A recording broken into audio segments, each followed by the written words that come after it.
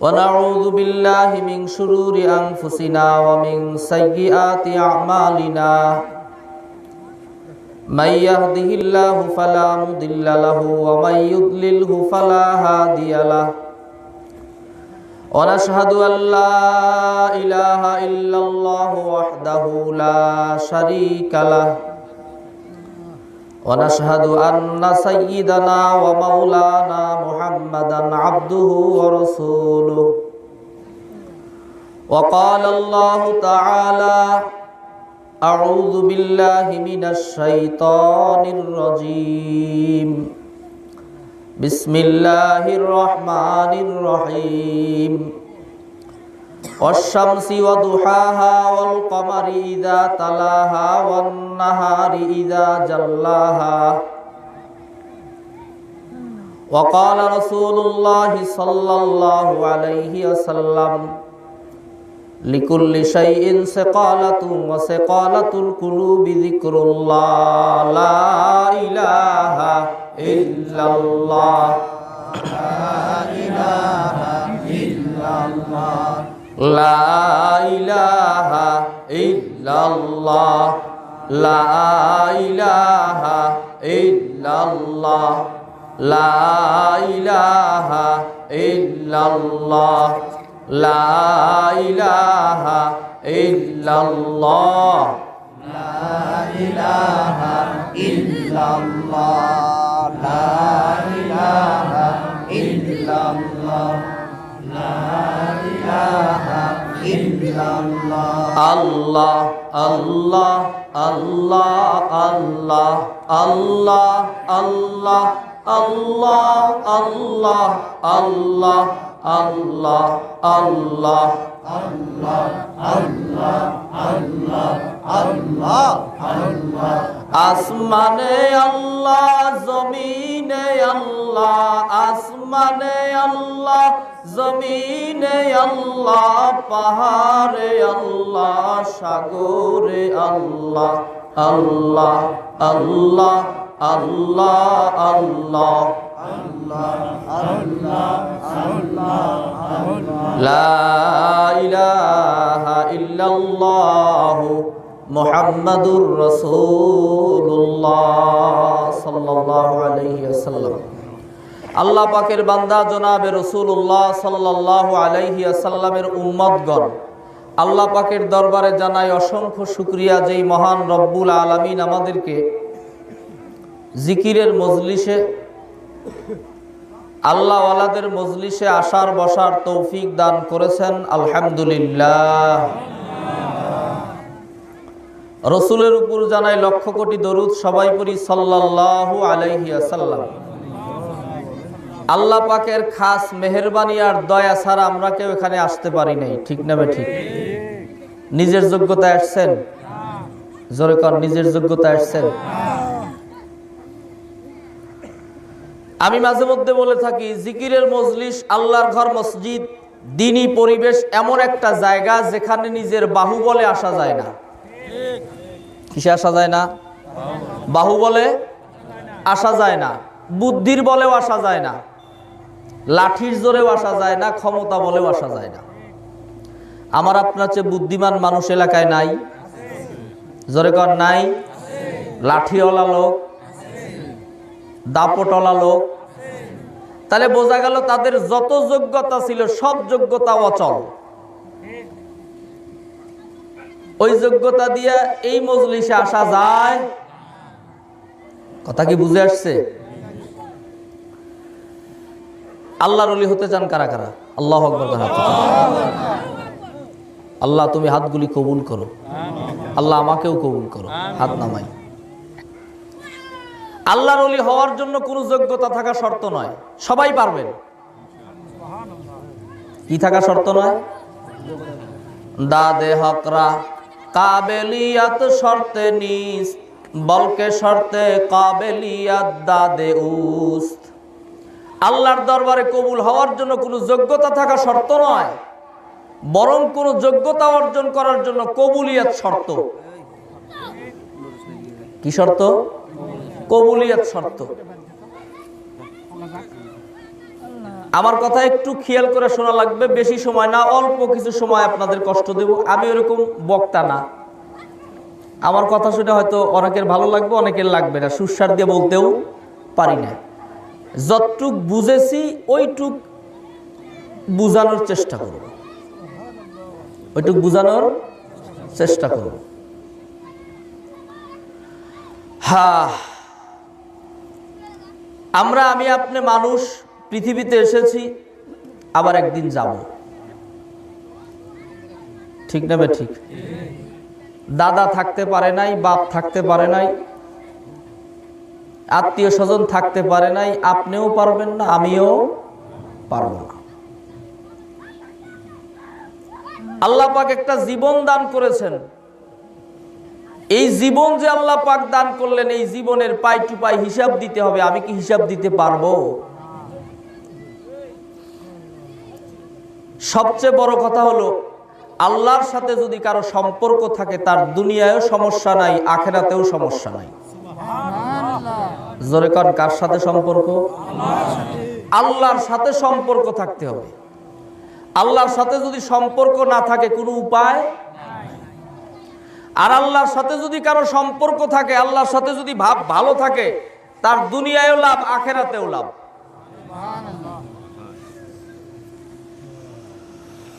হ্যাঁ, আমার আল্লাহ পাক থাকেন পবিত্র একটা অন্তরে। কোথায় থাকেন? পবিত্র একটা অন্তরে আমার আল্লাহ থাকেন। এই পবিত্র অন্তরটা আমাকে আপনাকে তৈরি করতে হবে। আপনি যদি এই বাজারে যাই একটা ময়লাযুক্ত পাত্র নিয়ে বলেন, এখানে একটু মিষ্টি দাও বা এই জিনিসটা দাও, তাহলে বুদ্ধিমান কোন দোকানদার কি দেবে আপনাকে? আগে কি পরিষ্কার করা লাগবে? পাত্র পরিষ্কার করতে হবে। জোরে কোন, কি পরিষ্কার? পাত্র পরিষ্কার করতে হবে। আল্লাহ রাসূল সাল্লাল্লাহু আলাইহি ওয়াসাল্লাম ফরমান, লিকুল্লি শাইইন সাকালাতু ওয়া সাকালাতুল কুলুবি যিকরুল্লাহ। প্রত্যেকটা জিনিস পরিষ্কার করার যেমন অস্ত্র আছে, মানুষের অন্তর পরিষ্কার করার একমাত্র হাতিয়ার হলো আল্লাহ পাকের জিকির। সুবহানাল্লাহ। এখন অন্তরের কি পরিষ্কার করতে হয় একটু খেয়াল করিয়া শুনবেন। অন্তরে কি পরিষ্কার করতে হয়? আল্লাহ রাসূল বলেন, অন্তরটা একটা স্বচ্ছ জিনিস, সাদা ধবধবে জিনিস। বান্দা যখন একটা গুনাহ করে, অন্তরের উপরে একটা কালো দাগ পড়িয়া যায়। যখন আর একটা গুনাহ করে, আর একটা দাগ পড়িয়া যায়। যখন আর একটা গুনাহ করে, আর একটা দাগ পড়িয়া যায়। হাত্তা আসওয়াদ্দা, অন্তরটা কালো কুটকুটে অন্ধকার হইয়া যায়। এই অন্তর যখন কালো কুটকুটে অন্ধকার হইয়া যায়, ওই অন্তর দিয়ে তখন ভালো কাজ করার উচিত আর থাকে না। ওই অন্তর দিয়া মাওলার দিদারও সম্ভব হয় না। অনেকে আছেন, এখানে আমরা আছি, আল্লামা রসুলপুরীর মুরিদ আছেন না? আল্লামা রসুলপুরী বলেন, কালি মাখা আয়না দিয়া মুখ দেখা যায় না, গুনাহ ভরা অন্তর নিয়া মাওলার দিদার হয় না।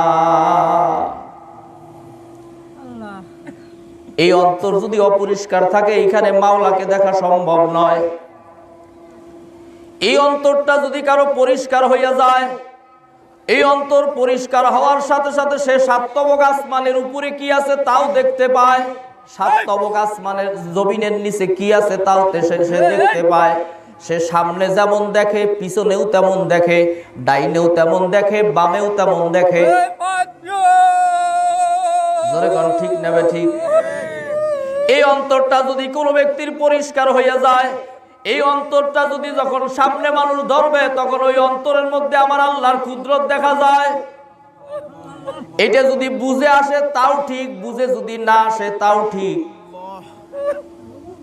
বুঝে আসলেও ঠিক, বুঝে না আসলেও ঠিক। এই অন্তরটা একটা আয়না। সুবহানাল্লাহ, কোন জোরে কোন, কি?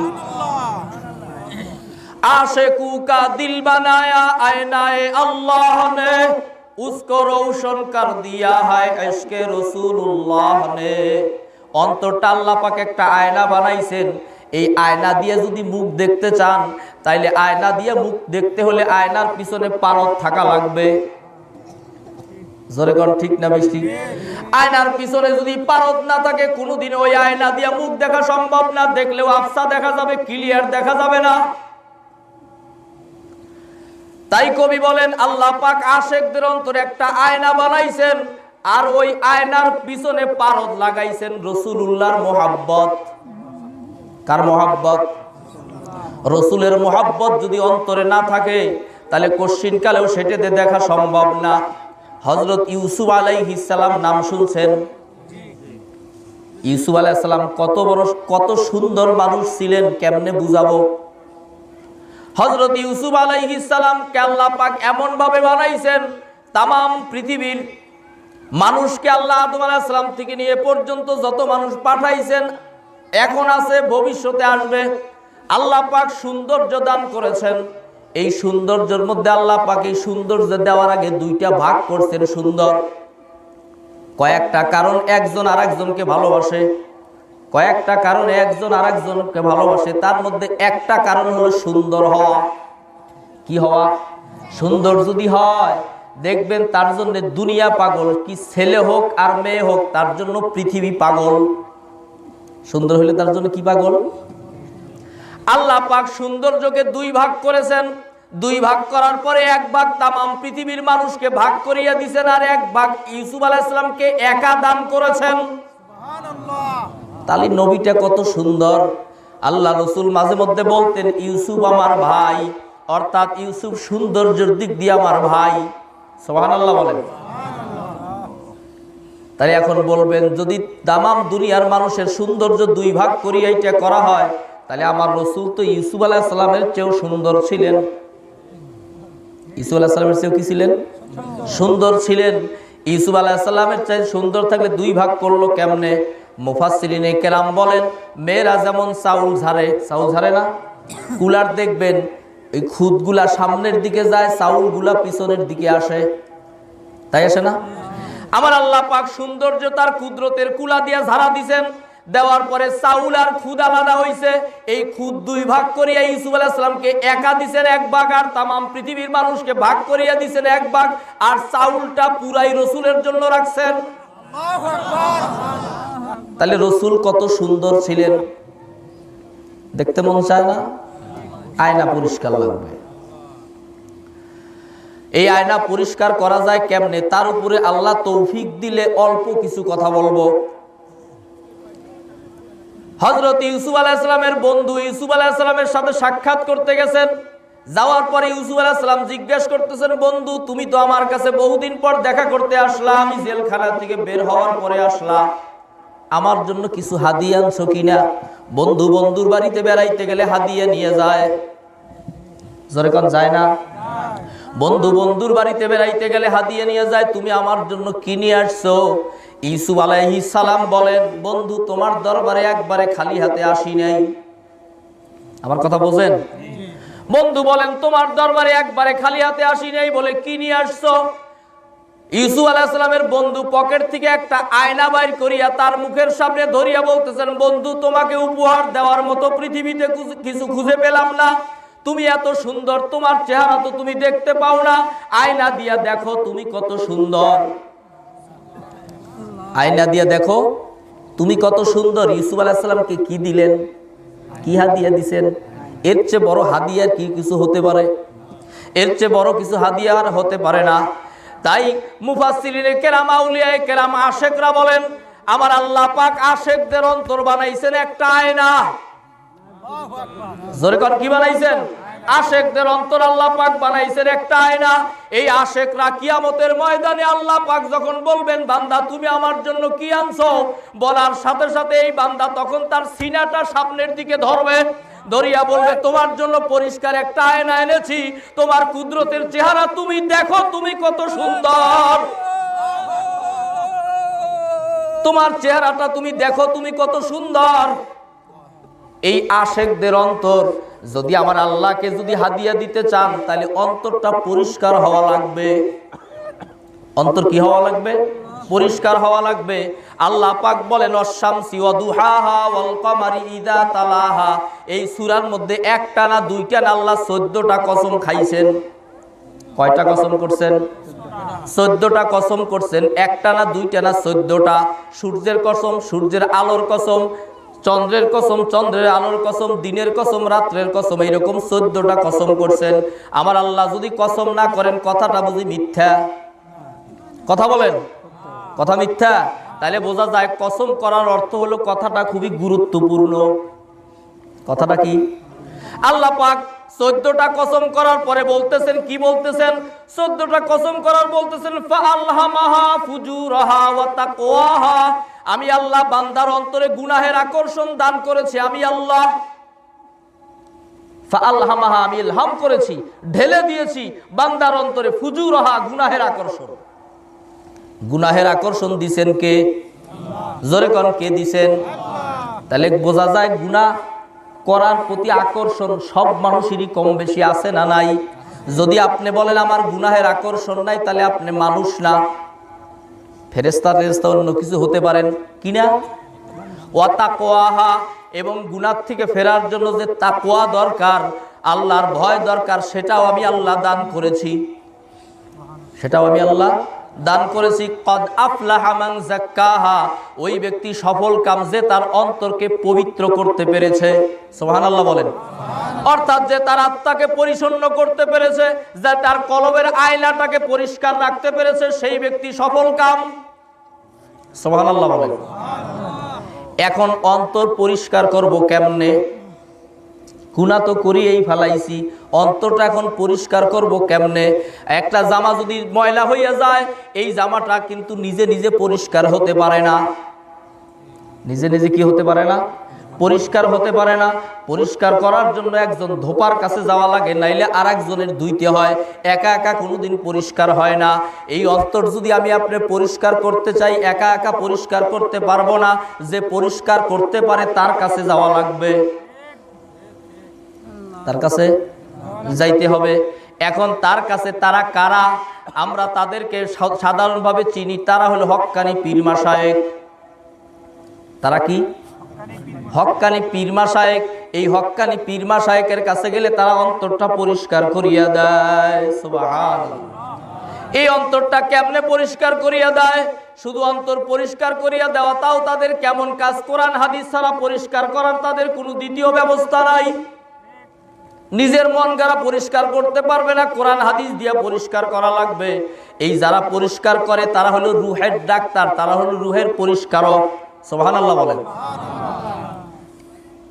যার দরুন তো দেখা যায় আল্লাহওয়ালাদের কাছে গেলে কত চোর, কত গুন্ডা, কত বদমাইশ, কত লুচ্চা, কত হিরোইনখোর, কত গাঁজাখোর, তারা যাইয়া অন্তর পরিষ্কার করি আল্লাহর ওলি হইয়া কবরে যায়। ঠিক না বা ঠিক?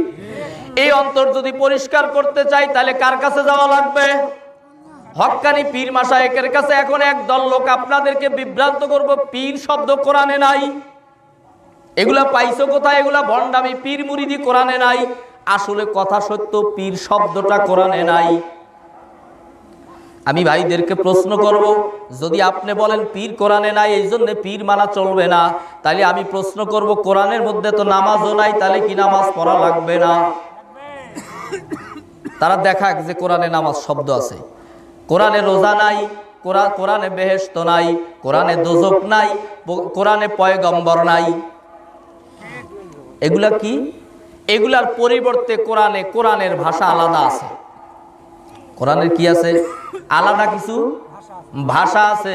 যেমন নামাজের জায়গায় আছে সালাত। এখন আমাদের ইন্টারন্যাশনাল ভাষা কি? ইংরেজি। ইন্টারন্যাশনাল ভাষা এখন ইংরেজি না, আন্তর্জাতিক ভাষা কি? ইংরেজি। এই আন্তর্জাতিক ভাষা ইংরেজি হওয়ার কারণে মূর্খ লোক ইংরেজি কয় না?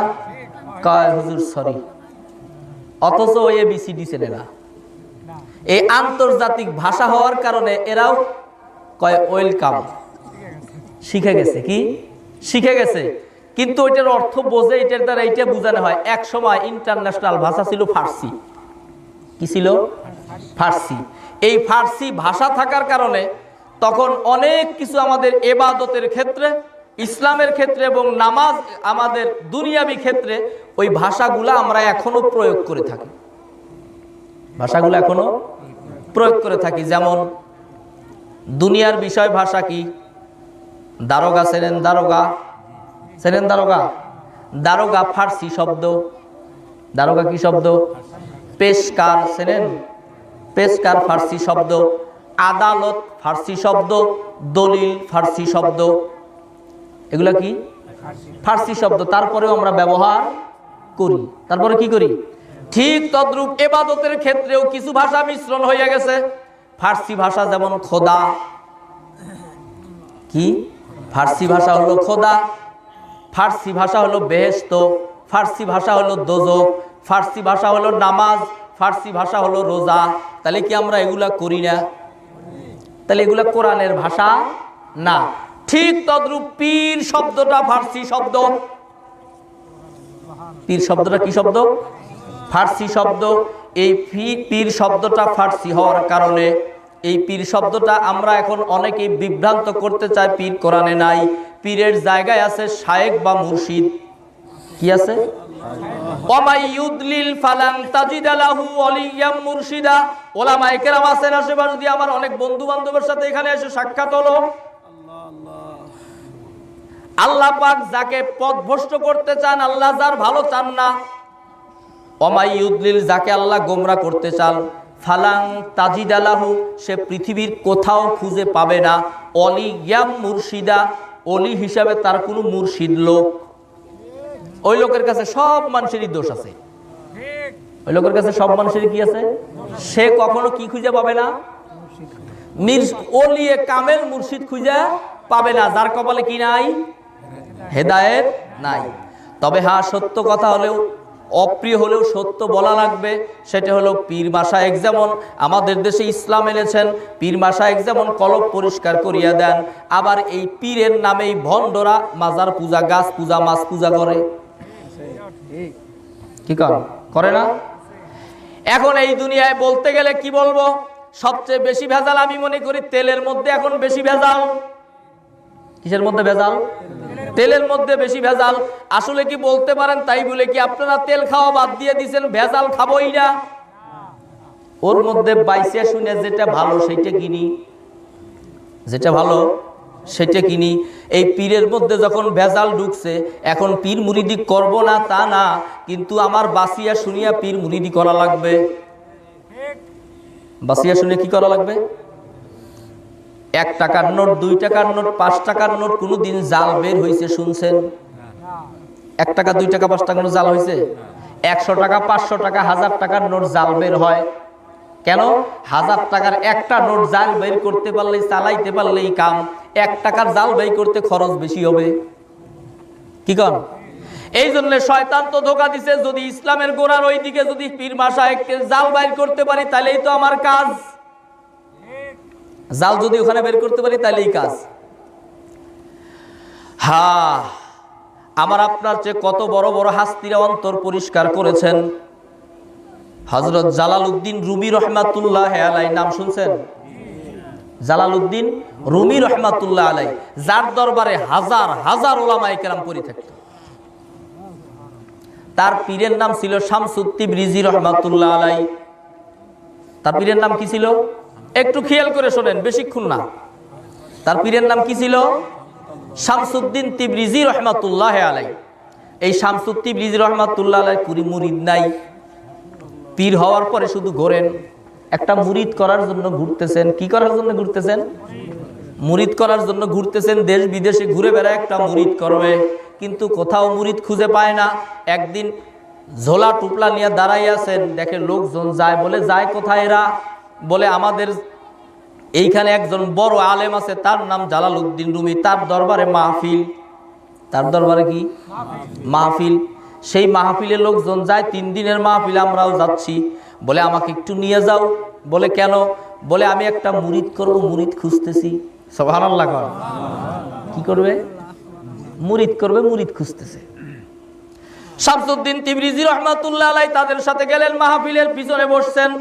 জালালউদ্দিন রুমি রহমাতুল্লাহ আলাইহি যখন বয়ান করতেছিলেন, হাজার হাজার উলামায়ে কেরাম তার সামনে, যখন উনি পড়ছেন কুল সিরু ফিল আরদি ফানজুরু কাইফা কানা আকিবাতুল মুকাদ্দিবিন, আল্লাহ পাক বলছেন তোমরা পৃথিবীতে সায়ের করো, ভ্রমণ করো। সায়ের করো ভ্রমণ করো, তোমরা দেখো আমি মিথ্যাবাদীদের কি পরিণতি ঘটাইছি, এইটা তোমরা দেখো। এই কথা যখন বলছেন, বলার পরে তখন শামসুত তিবরিজি রহমাতুল্লাহ আলাইহি বলতেছে সর্বনাশ করলো কি, সে তো কোরআনের হাদিসের কিছুই বোঝে না। বলে কেনা শামসুত তিবরিজি রহমাতুল্লাহ আলাইহি বলেন কোরআন হাদিসের কিছুই তো বেচারা বোঝে না। পিছন থেকে তার ভক্তরা কয় কি ফকির বলে কি, আপনি চুপ করেন বেয়াদব। উনি তখন বলতেছেন না, এই তো কোরআন হাদিসের কিচ্ছু বোঝে না। যাই হোক, এক পর্যায়ে হুলুস থুলুস হয়ে গেছে। জালালউদ্দিন রুমি রহমাতুল্লাহ আলাইহি ওয়াজ বন্ধ করিয়া বলেন কি হয়েছেন, একটা পাগল উল্টা পাল্টা কথা বলে, পাগল কি স্টেজে নিয়ে আসো। সুবহানাল্লাহ কর। পাগলকে কোথায় নিয়ে আসো? স্টেজে নিয়ে আসো। নিয়ে আসার পরে বলে মুরব্বি কি হয়েছে, বলে কোরআনের তাফসীর জানেন না, তাফসীর করেন কেন? সুবহানাল্লাহ কর। পাগলে কি কয়, কোরআনের তাফসীর জানেন না, তাফসীর করেন কেন? বলে কি ভুল হয়েছে আমার? বলে আপনি বললেন পৃথিবীতে সায়ের করো, সায়ের করিয়া দেখো আমি মুকাজ্জিবিন অর্থাৎ মিথ্যাবাদীদের সাথে পাপীদের সাথে কি আচরণ করেছি। জালালউদ্দিন রুমি রহমাতুল্লাহ আলাইহিকে শামসুত তিবরিজি প্রশ্ন করেন, ভাইজান তাই যদি হয় তাহলে এখন বলেন তো আবু জেহেলের কবরের পাশে গেলে কি লাভ হবে? কার কবর? আবু জেহেলের কবরের পাশে যদি যাই ওখান থেকে কি শিক্ষা গ্রহণ আমরা করতে পারবো? কারুনের কবরের পাশে যদি যাই কি শিক্ষা গ্রহণ করতে পারবো? তাহলে ভ্রমণ করার কথা বললেন, ভ্রমণ করিয়া দেখো আমি মিথ্যাবাদীদের সাথে কি আচরণ করেছি। এই কথা যখন বলেছেন জালালউদ্দিন রুমি রহমাতুল্লাহ আলাইহি তখন বলতেছেন আসলে তো আপনার কথাটা ঠিক, সেখানে যাইয়া তো কোনো লাভ নাই, কিন্তু আল্লাহ তো বলছেন তোমরা যাও। জালালউদ্দিন রুমি রহমাতুল্লাহ আলাইহিকে শামসুত তিবরিজি বলেন আসলে ঘটনাটা ওই রকম না, কথাটা এইরকম না। বলে কেমন? কয় তাহলে তুমি নিচে বসো, আমি আয়াত পড়ি, আমি তাফসীর করি আইছি। সুবহানাল্লাহ কর। পাগল কি কয়, আমি আজকে যেই পাগলের কিতাবের মধ্যে লেখে এমন ঝোলা বক্সা নিয়ে থাকতো, তার শরীরের মধ্যে আটালু হয় না, যার গরুতে আটালু ধরে না, কি কয় আপনাদের দেশে, এগুলা হয়ে গেছে তার শরীরে, কেউ তাকে মূল্যায়ন করে না। উনি যখন বলতেছেন জালালউদ্দিন রুমিকে বলতেছেন চক্ষু বন্ধ করো, চক্ষু বন্ধ করিয়া যখন উনি পড়তেছেন কুল সিরু ফিল আরদি ফানজুরু কাইফা কানা আকিবাতুল মুকাদ্দিবিন, বলার সাথে সাথে জালালউদ্দিন রুমির অন্তর টাস করিয়া খুলিয়া গেছে। উনি তখন দেখতেছে আবু জেহেলের কবরে কি হয়, উনি তখন দেখতেছেন আবু লাহাবের কবরে কি হয়, উনি তখন দেখতেছেন হামান সাদ্দাদের কবরে কি হয়। তখন বলতেছেন এইবার কি বুঝতে পারছো এই ভ্রমণ করা কাকে বলে? দুনিয়ায় পাই হাইটা ভ্রমণ করার কথা আল্লাহ বলে নাই। এই ভ্রমণ আর ওই ভ্রমণ এক না। তুমি মনে করছো যে দুনিয়ায় ভ্রমণ করলাম, ভ্রমণ করিয়া ওইটা পাইলাম, তুমি মিথ্যাবাদীর কি পাবা? চক্ষু বন্ধ করিয়া ভ্রমণ করো, চক্ষু বন্ধ করিয়া ভ্রমণ করো। এই বলার সাথে সাথে হযরত জালালউদ্দিন রুমি রাহমাতুল্লাহ আলাইহি তো চিন্তায় পড়ে গেলেন, এত বছর লেখাপড়া করে কি করলাম, হাজার হাজার উলামায়ে কেরামের পাশে থাকিয়া লাভটা কি? আজকে পাগলের কাছে সবক শিখলাম। এখন পাগল বলে আমি তো একটা মুরিদ করার জন্য ঘুরতেছি। জোরে কোন কি করার জন্য ঘুরতেছে? একটা মুরিদ করার জন্য ঘুরতেছি। এখন জালালউদ্দিন রুমি রহমাতুল্লাহ আলাইহি বলেন তাহলে আমাকে মুরিদ করো। কি কয়? আমাকে মুরিদ করো। বলে তুমি তো বড় আলেম। কয় হ্যাঁ, মানুষ তো আমাকে তাই বলে। শামসুদ্দিন তিবরিজি রহমাতুল্লাহ আলাইহি বলেন তুমি তো বড় আলেম হইছো, কিন্তু আমার বিশ্বাস তুমি কালেমাই জানো না। এতক্ষণ কি কইছিল? এতক্ষণ কয় তুমি যা তাফসীর করছিলা ভুল, এইবার কয় তুমি তো কালেমাই জানো না, তুমি কি মুসলমান? কাক কয়?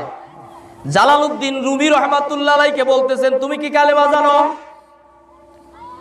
এই বলার সাথে সাথে হযরত জালালউদ্দিন রুমি রহমাতুল্লাহ আলাইহি বলেন হুজুর কি বললেন? আমি তো একজন মুসলমান, আমি তো কতবার কালমা পড়েছি। বলে না, আমার বিশ্বাস হয় না তুমি কালেমা জানো। সুবহানাল্লাহ কোন? বলে বিশ্বাস হয় না কালমা জানো। এই বলার সাথে সাথে তখন জালালউদ্দিন রুমি রহমাতুল্লাহ আলাইহিকে শামসুত তিবরিজি বলেন তাহলে বাবা কালমাটা একটু পড়ো তো দেখি। উনি যখন বলতেছেন লা ইলাহা ইল্লাল্লাহু মুহাম্মাদুর রাসূলুল্লাহ, এইটা যখন পড়লেন তখন শামসুত তিবরিজি বলেন হইল না, হইল না, হইল না, এ তো মুনাফিকের কালেমা। কিসের কালেমা? বলে মুনাফিকের কালেমা। বলে হুজুর কেমনে? কয় তুমি বললা লা ইলাহা ইল্লাল্লাহ, নাই কেউ। কোনো মাবুদ কেউ নাই। তুমি তো থাকিয়াই বললা কেউ নাই, তুমি থাইকেই বলতেছো কেউ নাই। তাহলে এটা কেমন কথা হলো? তোমার কথার সাথে তো কাজের কোনো মিল নাই। কথার সাথে কি নাই? কাজের কোনো মিল নাই। এই বলার সাথে সাথে তখন জালালউদ্দিন রুমি রহমাতুল্লাহ আলাইহি বলেন, হুজুর তাহলে আপনি কালমা পড়েন। কি করেন? আপনি কালমা পড়েন। এই কথা যখন বলছেন, বলার সাথে সাথে এইবার কয় তাহলে আমি কালমা পড়ি। বলার সাথে সাথে যখন জালালউদ্দিন শামসুত তিবরিজি রহমাতুল্লাহ আলাইহি যখন বলছেন লা ইলাহা, বলার সাথে সাথে শামসুত তিবরিজি নাই। কে নাই? শামসুত তিবরিজি নাই। যখন বলছে ইল্লাল্লাহ, এবার শামসুত তিবরিজিও আছে। তখন বলতেছে লা ইলাহা মানে নাই কেউ, থাকিয়াই বলবা না কে নাই কেউ, তাহলে তো মুনাফিকি কালেমা। বলে হুজুর এতদিন তো আমার বুঝে আসে নাই, এতদিন বুঝে আসে নাই। জালালউদ্দিন রুমি রহমাতুল্লাহ আলাই ওনাকে দাওয়াত দিয়ে ঘরের মধ্যে নিয়ে গেলেন শামসুত তিবরিজি রহমাতুল্লাহ আলাইকে। ঘরের মধ্যে যাওয়ার পরে হাজার হাজার কিতাব তার রুমের মধ্যে। এই হাজার হাজার কিতাব যখন দেখছেন, দেখার পরে উনি হাতাইতে গেছেন, আগাইতে গেছেন, ওনার শরীরে তো ময়লা, উনি তো পাগল ছাগল মানুষ, রাস্তা দিয়ে ঘোরেন। তখন বলতেছেন এগুলি কি?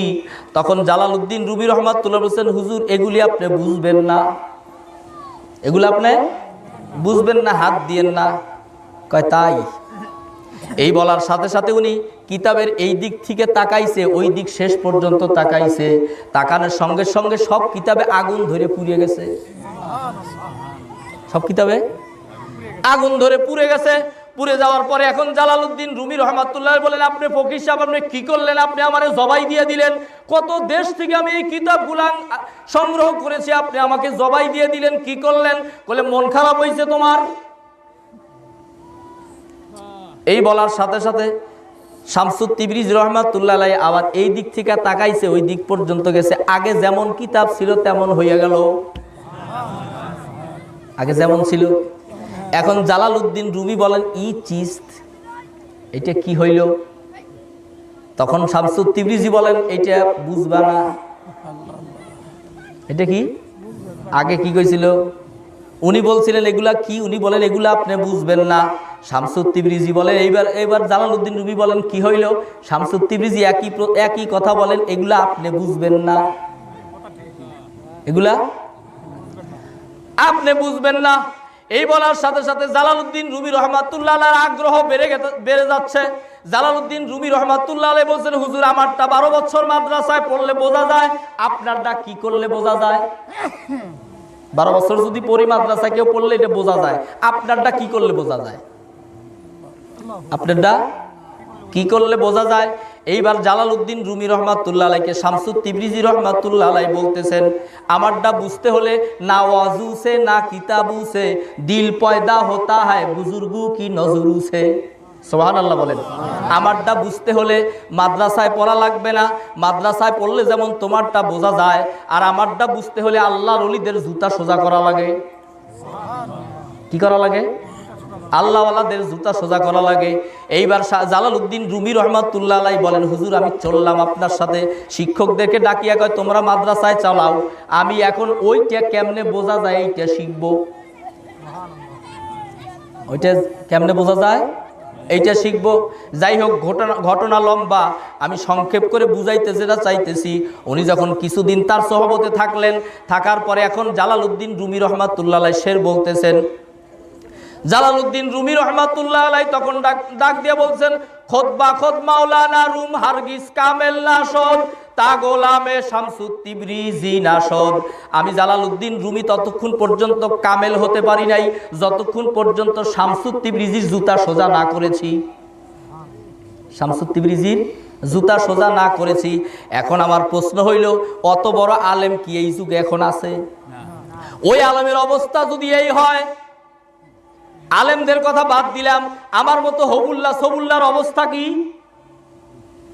কি কারণ তার যদি জালালউদ্দিন রুমি রহমাতুল্লাহর মতো লোকের যদি শামসুত তিবরিজির কাছে যাওয়া লাগে, এখন প্রশ্ন হইল, বলেন আমার আপনার অন্তর পরিষ্কার করতে হলে কার কাছে? আমার আপনার ওই রকম একজন শায়েকের কাছে যাওয়া লাগবে কিনা? জালালউদ্দিন রুমির জামানায় জালালউদ্দিনের জন্য যেমন শায়েক দরকার ছিল, শামসুত তিবরিজি রহমাতুল্লাহ ওই রকম শায়েক ছিলেন। আমার আপনার জন্য যেমন শায়েক দরকার, এখনো এই জামানায় আমার আপনার শায়েক আছে। আপনি বিশ্বাস করলেও আছে, বিশ্বাস না করলেও আছে। বিশ্বাস করলেও আছে, বিশ্বাস না করলেও আছে। এখন আমি আর একটা কথা বলবো, আল্লাহর সাথে সম্পর্ক আর এই অন্তরটা পরিষ্কার। অন্তর পরিষ্কার হলে আমার মাওলাতেই অন্তরে বসবাস করবেন। অফি আনফুসিকুম আফালা তুবসিরুন, বান্দা তুমি কি দেখো না আমি তোমার অন্তরের ভিতরেই আছি? কল্পনা কি কোনোদিন করেছি আমার ভিতরে আমার মাওলা কেমনে আছেন? কোনোদিন তো চিন্তাও করলাম না। আহারে, এই যে রাত্রে খানা দানা খাওয়ার পরে আমরা সবাই যাইয়া শুয়ে পড়ব। আচ্ছা বলেন তো, এই ভাতগুলা তরকারিগুলা কত রকমের খাদ্য রকমারি খাবার খাই, এই খাবারগুলা ভিতরে ডাইলেশন করিয়া যতটুক রক্ত হওয়া দরকার রক্তের মধ্যে চলিয়া গেল, যতটুক পেশাব পায়খানা হওয়া দরকার পেশাব পায়খানায় চলিয়া গেল, ক্যালসিয়াম ক্যালসিয়ামের জায়গায় চলিয়া গেল, ভিটামিন যেখানে যা দরকার চলিয়া গেল। এটা করলো কে? এটা কি আমার মাই করছে? এটা কি আমার বাবাই করছে? আমি তো আরামেই ঘুমাইয়াছিলাম। ওই যিনি করছেন তিনি আমার মাসুক, তিনি আমার আল্লাহ। তিনি কে? প্রত্যেকটা মানুষের মরা লাগবে, ঠিক না বে ঠিক? কবে মরবেন জানা আছে কারো? আমার আল্লাহ জানাইয়া দেন নাই। কেন জানাইয়া দেন নাই? আহারে, আমার আল্লাহকে বলতেছেন, আল্লাহ তুমি বান্দাদেরকে জানাইয়া দিলে তো বান্দার আগে তওবা পড়তো। আমার মাসুক ডাক দিয়া বলে, না না না, আমার আদরের বান্দাগুলাকে যদি আমি বলিয়া দেই তোমার অমুক দিন মউত, আমার বান্দারা শুকাইয়া যাবে চিন্তায় চিন্তায়।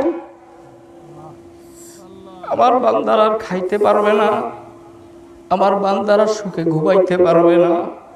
যখন জানবে আমার অমুক দিন মউত হবে, আমার বান্দা সংসার করতে পারবে না, আমার বান্দা মানুষের সাথে ভালো কথা বলতে পারবে না। আমার দয়ার আল্লাহর কি দয়ার হিকমত আমি আপনি বুঝলাম না। ও ভাই জানেরা, বাবজিরা, আহারে আমি মাঝে মধ্যে উদাহরণটা দিয়ে থাকি। নাজিম শাহ হুজুর তার কিতাবের মধ্যে উদাহরণটা দিছেন।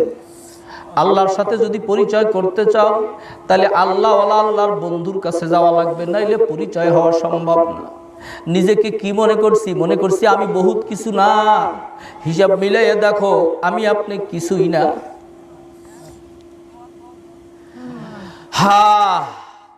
মনে করেন 2 বছর অথবা 2 মাসের একটা সন্তান থুইয়া বাবাই বিদেশে গেছে। বাবাই কোথায় গেছে? বিদেশ গেছে। বিদেশ যাওয়ার পরে এখন বাবাই কি করছে? বিদেশ যখন গেছে 20 বছর পরে বাবা বাড়ি আসবে। সন্তান বাবাকে দেখার জন্য অস্থির। বাবার দেওয়া টাকা দিয়ে চলে, বাবার দেওয়া পোশাক ব্যবহার করে, বাবার দেওয়া টাকা পয়সা খায়, পরে ঘুরে বেড়ায়। আর মাঝে মধ্যে জিজ্ঞাসা করে, মা গো আমার বাবা কেমন দেখা যায়? আমার বাবাকে তো আমি দেখলাম না। তখন মায় বলে, তোমার বাবার মুখটা ছিল এইরকম, চোখটা ছিল এইরকম, নাকটা ছিল এইরকম, বলে না? আর মায়ের কাছে সন্তান আফসোস করে। হঠাৎ করিয়া বাবায় খবর পাঠাইছে আমি অমুক দিন আমি দেশে আসবো। 20 বছর পরে খবর পাঠাইছে। ছেলেটা নাচতেছে অস্থির, কতদিন পরে আমার বাবা আসবে, আমি আমার বাবাকে দেখবো, বাবার আদর নেব, যেই বাবার টাকা পয়সা দিয়ে আমি বড় হইলাম। এখন মায়ের কাছ থেকে যতই গল্প শুনুক, বলেন তো এই ছেলে কি এয়ারপোর্টে যাইয়া বাবাকে চিনবে? জোরে কোন, চিনে বাইর করতে পারবে? চিনে বাইর করতে পারবে না। বুদ্ধিমান ছেলে সঙ্গে সঙ্গে বাবার একটা বন্ধুর কাছে গেছে, বলে চাচা আপনার 2টা হাতে ধরি, পায়ে ধরি, টাকা যা লাগে আমি দেব, খরচ আমি দেব, আমার সাথে একটু এয়ারপোর্টে যাওয়া লাগবে। বলে কেন বাবা? বলে আমার বাবা বিদেশ থেকে বাড়ি আসবে, আমি তো আমার বাবারে চিনি না, আমার বাবারে তো আমি দেখি নাই, এতদিন পরে আমার বাবা বাড়ি আসবে, শুধু যাই একটু সেনাইয়া দিবেন যে এটা তোমার বাবা। এই কথা যখন বলিয়া যায়, বলার পরে চাচা কয় ঠিক আছে। বাবার বন্ধু বলেন ঠিক আছে চলো যাই। 2 জন যখন এয়ারপোর্টে রওনা দিছে, সারাদিন শুধু ওই সন্তানের গাড়ির মধ্যে চিন্তা আজকে আমার বাবা আসবে, কত আদর আমি পাবো। ছোটবেলা থেকে বাবার আদর আমি পাই নাই। আমার কথাটা বুঝে আসতেছে, যার বাবা নাই সে বুঝতেছেন বাবা কি জিনিস। ও আমার যুবক ভাইরা, তোমাদের পায়ে ধরি, বাবার সাথে মায়ের সাথে বেয়াদবি করিও না। আমি কপাল পরার আব্বা দুনিয়ায় নাই।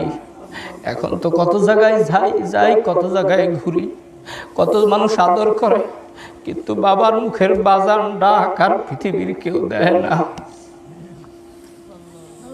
কত জায়গায় যাই কত জায়গায় ঘুরি, ওই বাবার মতন আর কেউ আদর করে না। যাওয়ার সময় পকেটে কেউ আর টাকা দেয় না। বাবা মাঝে কি জিনিস। ও আমার যুবক ভাইরা, তোমাদের হাতে ধরি পায়ে ধরি, খবরদার বেয়াদবি করিও না। আল্লাহ আল্লাহ আল্লাহ, মা যে কি জিনিস। 15 সালে যখন আমি হজ থেকে আসলাম, রাত বাজে 4টা, আমি বাড়ির বাসার মধ্যে যখন ঢুকলাম, ঢোকার পরে আমার ছেলে পেলে আত্মীয় স্বজন ভাই বেরাদার তারা আসিয়া কেউ কাঁধের ব্যাগটা নেয়, কেউ হাতের ব্যাগটা নেয়, একজন এক একটা নেয়। আমি বাড়ির মধ্যে ঢুকিয়ে বলছি আমার মা খো, বলে মা ঘরের মধ্যে। আমি ভাবতেছি কি ব্যাপার, সবাই রাস্তায় আগায় আসলো, রাত বাজে 4টা, আমার মা কেন আসলো না। আমি আগাইয়া ঘরের মধ্যে যাইয়া দেখি মা আমার ভাতের প্লেট বাড়িয়া বসিয়া রয়েছে। জিজ্ঞেস করলাম, মা সবাই বাইরে গেছে, তুমি এখানে কেন? কয় খবর শুনছি কালকে তুমি গাড়িতে বিমানে উঠছো, তুমি সারাদিন, তোমাদের একদিন হইয়া গেল, খাইছো কিনা বাবা? আগে খাও তারপরে কথা বলি।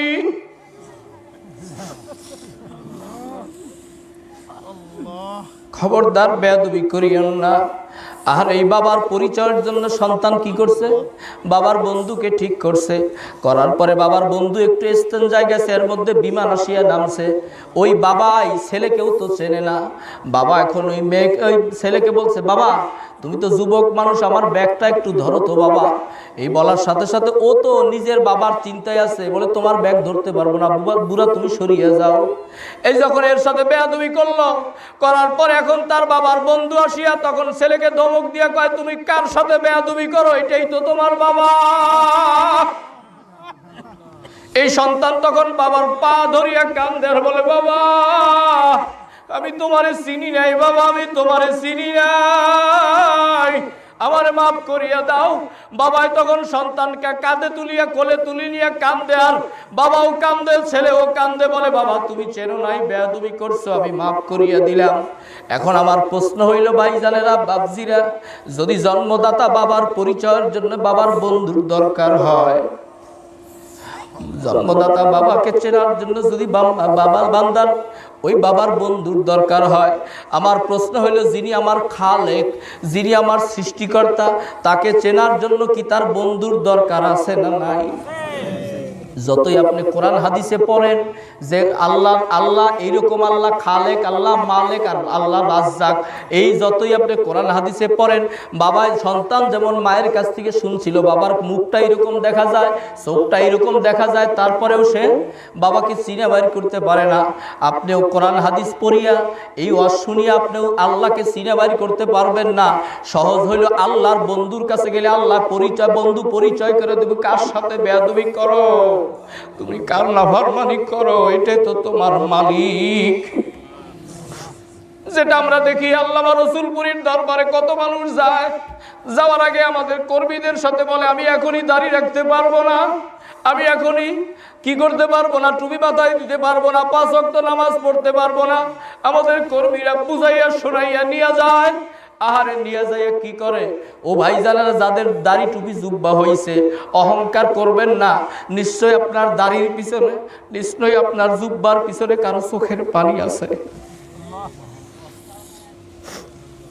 ঘটনা তো সবাই শুনছেন, বাইজিদ বোস্তামি রহমাতুল্লাহ যে বেশ্যাখানায় গেছিলেন, ঘটনা জানেন না? ওই যে বেশ্যাখানায় যাইয়া মেয়েটাকে, আমি ঘটনা সংক্ষেপ করে বলতেছি, নামাজের দাঁড় করাইয়া দিয়া বাইজিদ বোস্তামি পিছনে বসিয়া ফোপাইয়া কান্দে আর বলে, মাবুদ তোমার একটা পথ ভোলা বান্দিকে তোমার দিকে করিয়া দিলাম, এর দিল পরিবর্তন করার মালিক তুমি, এর দিল পরিবর্তন করার মালিক আমি না। আর আমাদের কর্মী যারা আছেন দেখবেন, তাদের রসুলপুর যাওয়ার আগে খাওয়া নাই, ঘুম নাই, এরা মানুষগুলাকে ডাকি আল্লামা রসুলপুরীর দরবারের সামনে বসাইয়া দেয়, আর পিছনে বসিয়া ফোপাইয়া ফোপাইয়া কান্দে আর বলে, মাবুদ আমি গুনাহগার এক গাড়ি মানুষ নিয়ে আসছি, আমি গুনাহগার 5 জন লোক নিয়ে আসছি, 10 জন লোক নিয়ে আসছি। মাবুদের দিল পরিবর্তন করার মালিক তুমি, এর দিল পরিবর্তন করার মালিক আমি না। এই জন্য যাদের চোখে পানি, যাদের দাড়ি টুপি জুব্বা হয়েছে আগে ছিল না, অহংকার করিয়েন না। আপনার দাড়ি টুপির পিছনে নিশ্চয়ই কারো চোখের পানি আছে, নিশ্চয় কি আছে, কারো চোখের পানি আছে। আহারে এইবার যখন আল্লামা রসুলপুরীর সামনে বসিয়া যায়, বসার পরে তার দিলটা এমন পরিষ্কার হইয়া যায়, হওয়ার পরে লোকটা যখন বাড়ি ফিরে আসে, আসার পরে আমরাই তো ছোট জীবনে দেখলাম দাড়িগুলো এখন একটু বড় খোঁচা খোঁচা হইয়া যায়, নামাজ বেচারা সারে না, হালকায় জিগিরে যায়। জিজ্ঞেস করি, চাচা কথা বলছিলেন যে এখনই দাড়ি রাখতে পারবেন না, দাড়ি তো বড় হয়ে গেল, সেলুনে তো যান না চাচা। বলার পরে দেখি চোখ দুইটা লাল হয়ে যায়, আর বলে, বাবা এতদিন আমি আমার মালিক রে চিনছিলাম না, আমি আমার রসুলের গলায় ছুরি লাগাইতে আর রাজি নাই, আমি আর ছুরি লাগাইতে রাজি নাই। কয়দিন পরে আমাদেরকে ডাক একটা দোকানে নিয়ে যাবে, বলে মনে হয় একটু মিষ্টি খাওয়াবে, চা খাওয়াবে, দেখি কাপড়ের দোকানে নিয়ে যায়, আর বলে হুজুর একটা জুব্বার সিট পছন্দ করিয়া দেন। কেন এরকম হলো? বাবাই যখন বাবার বন্ধু যেমন পরিচয় করাইয়া দিল, তুমি কার সাথে বেয়াদবি করো, এটাই তো তোমার বাবা।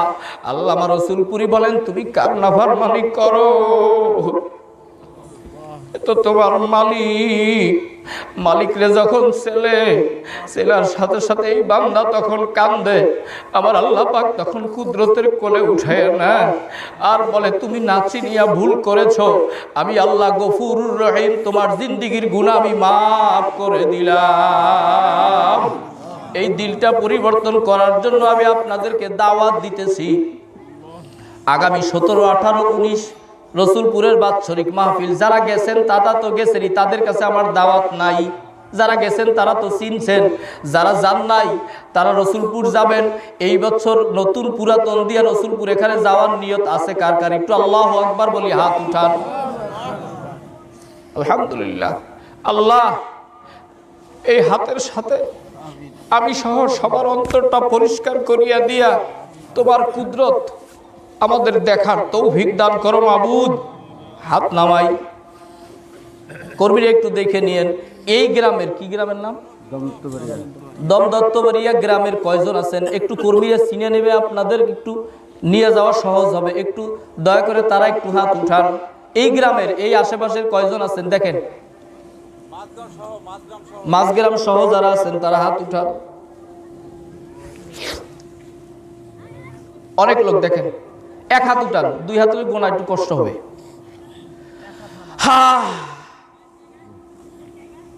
হাত নামাই। ভাই জানেরা, একটা কথা বলি, আমি ওইরকম বক্তা না, খোদার কসম। আমি আপনাদের এখানে খাওয়ার জন্য আসি নাই, হাদিয়ার জন্য আসি নাই। যতটুক বুঝ পাইছি ওই বুঝানোর জন্য আমাকে সুযোগ করে দিয়েছেন, তাই আসছি।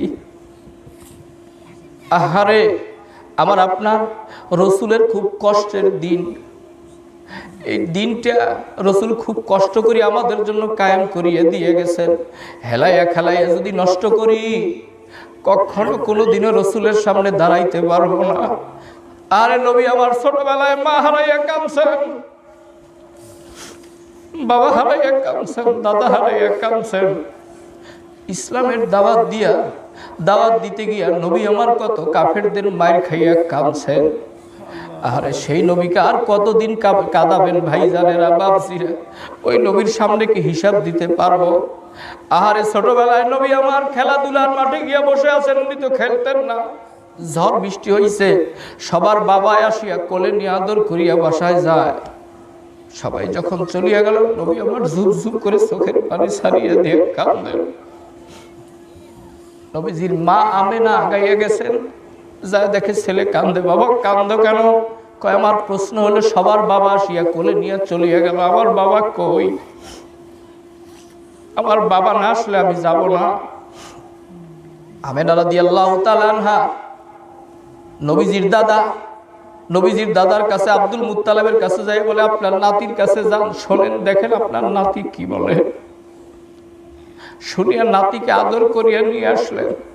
আসিয়া বলতেছেন, আমেনা বৌমা, তুমি তোমার সন্তানকে নিয়ে নানার বাড়িতে বেড়াইতে যাও, রাস্তার মধ্যে ওর বাবার কবরটা একটু দেখাইয়া নিয়ে আসো, উম্মে আয়মানকে সাথে নিয়ে যাও।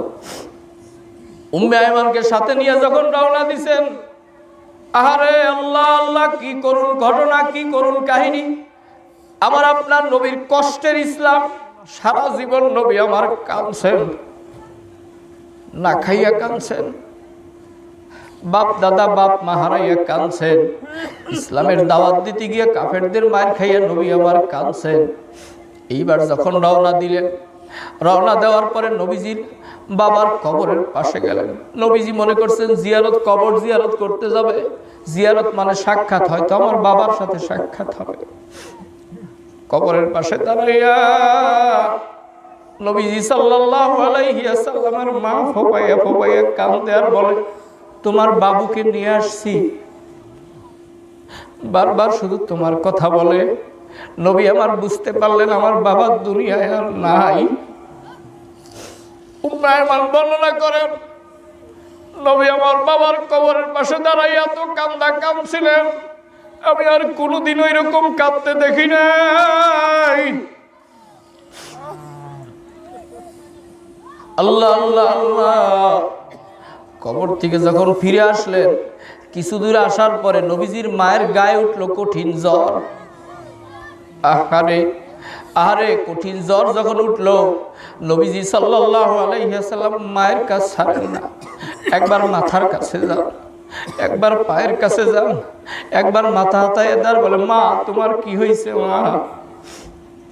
নবীজির মা উম্মে আয়মানকে ডাক দিয়ে বলে, উম্মে আয়মান, আমার মুহাম্মদের কপাল বুঝি আবার পুড়িয়া যায়, আমি বুঝি আর বাঁচব না। এই বলতে বলতে নবীজির মা দুনিয়া থেকে বিদায় হয়ে গেলেন।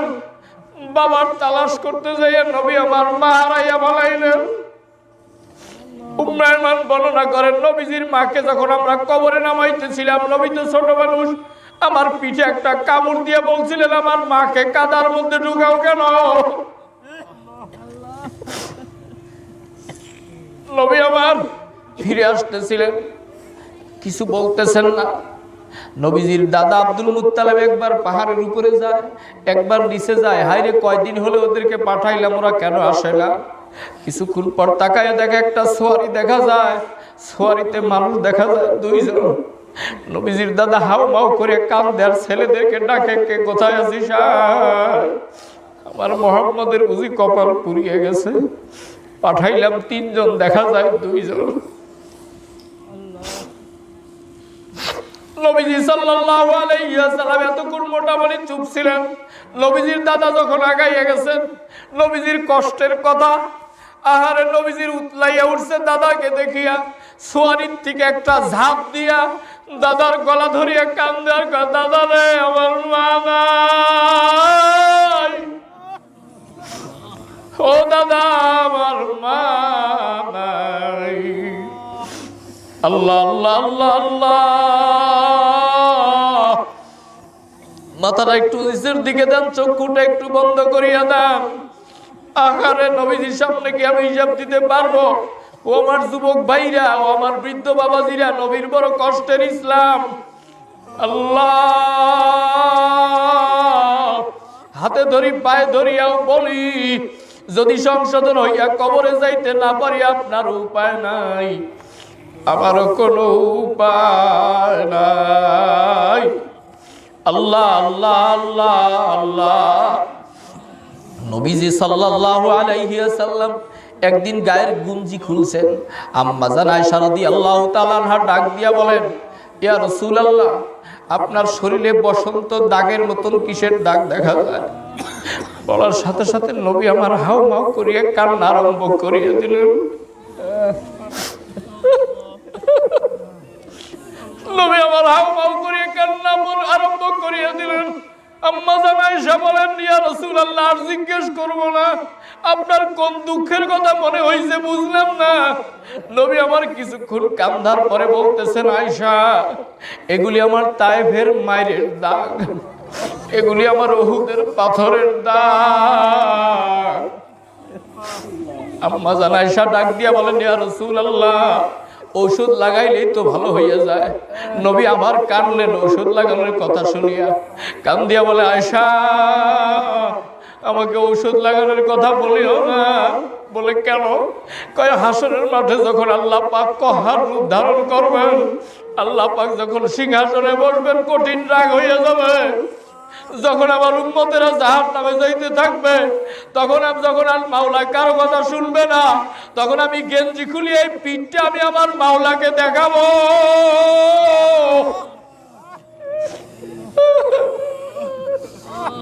হাসরের দিন নবী আমার একবার মিজানের পাল্লায়, নবী আমার একবার জাহান্নামের গেটে বিভিন্ন জায়গায় দৌড়াইবে আর ডাকবে, আবু বকর কই রে আয়, ওমর কই রে আয়, দেখ আমার যেন একটা উম্মত জাহান্নামে না যায়।